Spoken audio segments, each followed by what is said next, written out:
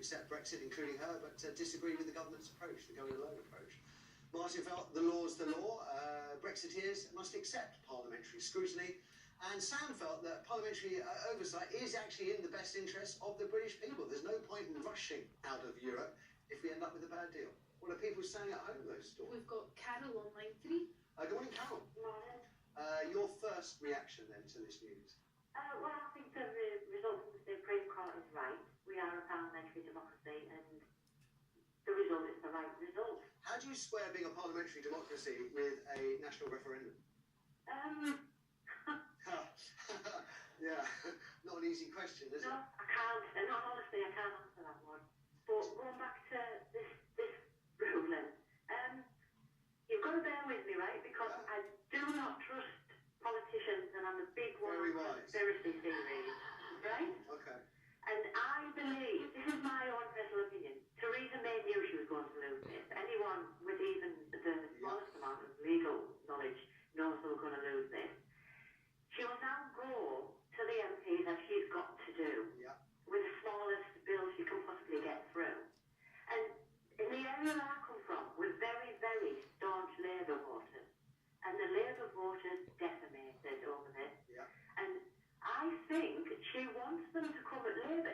Corbyn looks like he's putting blockers in front of her by saying, we want this, we want that. And in my area, it's making the Labour vote die a death.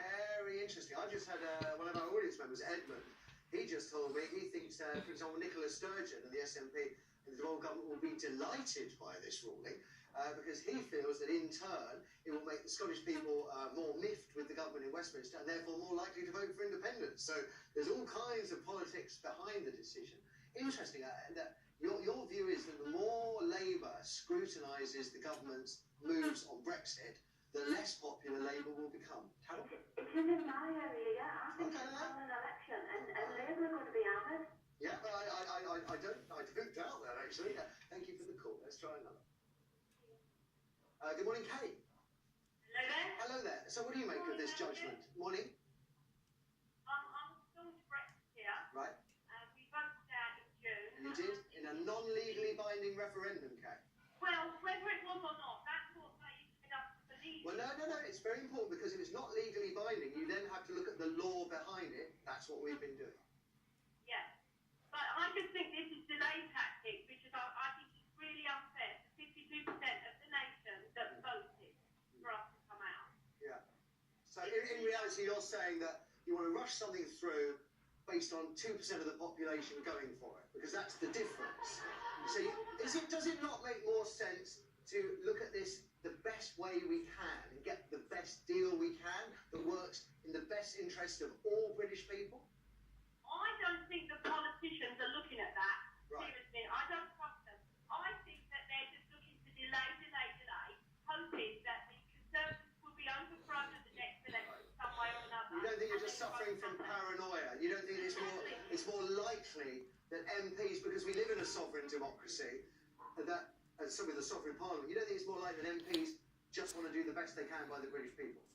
I don't think they want to do the best they can by the Brexiteer voters. It's really interesting because as a Brexiteer, of course, you're now putting all your faith in the very MPs that you don't trust, which is interesting. And also, Kate, let me just say, there were a lot of us, it's not just the politicians, who didn't want to leave. So our voice also counts, Well, so you know? It does count. We need, debate. There's nothing wrong with debate. I think there may be something wrong, Kate, in rushing out the door, but you see things differently. Let's try that. We've got Sue on line 2. Good morning, Sue. Morning. Your reaction to the Supreme Court? I just struggle with the whole issue with regards to Brexit. Is that the ethos underlying our political system is democracy. What bit's democracy? We have a democratic referendum. Non-legally binding, which is critical and germane to our I appreciate what you're saying, and I hear that it's legally non-binding. However, it has still been a democratic referendum. It has, but not legally binding, which is why we've gone through these manoeuvres to try and establish what we do next. We might have argued that this should have all been sorted out before we had the referendum, but it wasn't, and you can blame David Cameron and his colleagues for not doing that. David Cameron ran like a rat the day this came out. Let's lest we forget. The referendum wasn't carried out so quickly. So, in very simple terms, this process, unless Theresa May chose to go to Parliament straight away, which I would have thought was the logical thing to do, then as a result of her decision not to do that, we had to have this legal case. But you also have the argument whereby, okay, yes, there are legalities, excuse me, that underline that, and I don't have a massive issue with those legalities having input, but what you still have to recognise, and regardless of what anybody on the panel says, I mean, 2% of the population voted for Brexit, at the end of the day, democratic referendum quite clearly dictated whether we like it or Sue, not. you're not hearing me. It's non-legally binding. Therefore, the decision is passed back into the hands of our Parliament. That's what the court has said. And you can look at it any which way you like, but problem started that if we had made it a legally binding referendum, like the alternative vote referendum was, we wouldn't be having this discussion.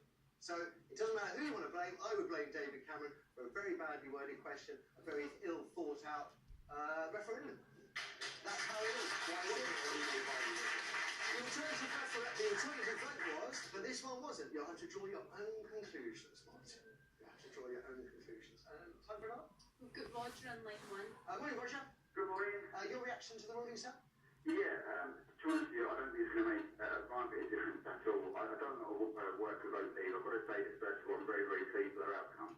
But I think our government is going to be behind Theresa May. I think this court case brought by Gina Miller is just to create uncertainty. Everything that Remain is doing is just to create uncertainty. No, it doesn't, Roger. It's to actually bring certainty because the referendum was non-legally binding, which is uncertain. And what we've ended up with is a clear direction. And I think ultimately we'll look back and think it's probably in the best interest of all of us that actually we get parliamentary oversight rather than in Theresa May's case, someone who has never published a manifesto and never actually stood for election making the decisions.